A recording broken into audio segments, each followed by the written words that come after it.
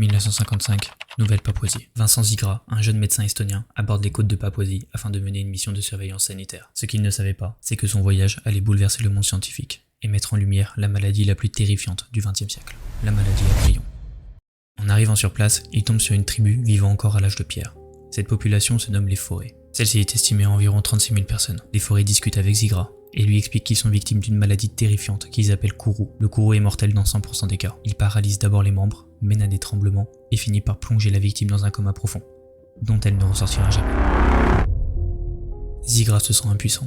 Il remarque qu'aucun de ses traitements n'a d'effet et préfère écrire à ses confrères virologues, pensant que l'origine de la maladie était un virus. Parmi ces virologues, le docteur Frank McFarlane Burnett. Virologue reconnu, il ne prendra pas le cas du kourou au sérieux et laissera la lettre sans réponse. Néanmoins, au sein de son cabinet, travaille un jeune prodige de la médecine, un certain Daniel Carlton Gajdušek. Gajdušek est intéressé par les maladies des populations primaires. Il débarque le 14 mars 1956 à Okapa, au cœur de la forêt des Forêts. C'est ici qu'il rencontrera par hasard le docteur Zigra.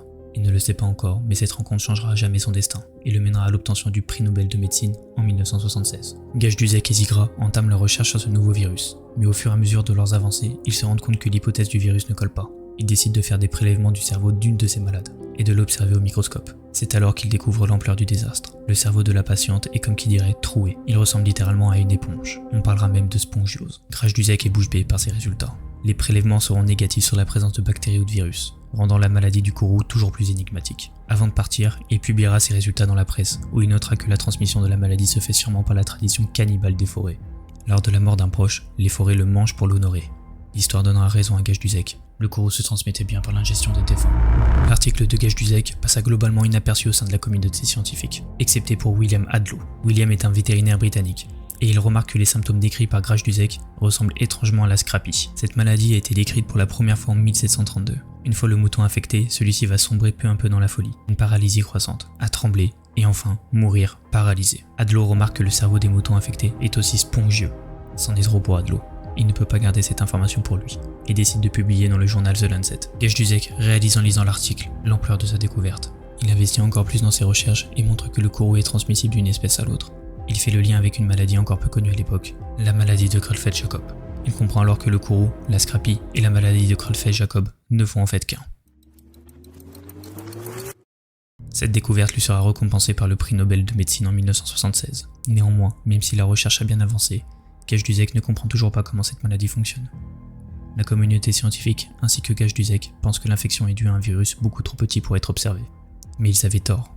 La vérité était beaucoup plus glaçante. En 1967, l'anglais Saike Valper mène des recherches sur cette curieuse maladie de Creutzfeldt-Jakob. Il expose des échantillons à des rayons ultraviolets surpuissants, des températures extrêmes, ainsi qu'à des antiseptiques surpuissants. Mais rien n'y fait, la maladie est toujours présente. Il conclut: la maladie ne peut pas être de nature virale ni bactérienne. Je pense qu'elle est de nature protéique.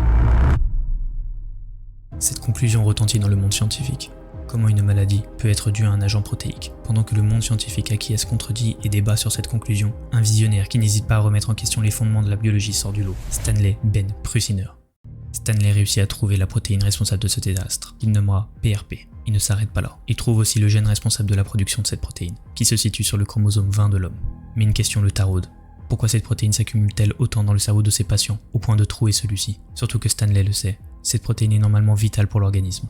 Pourquoi devient-elle si destructrice? Il décide de peser les protéines PRP d'un patient infecté et d'un patient sain.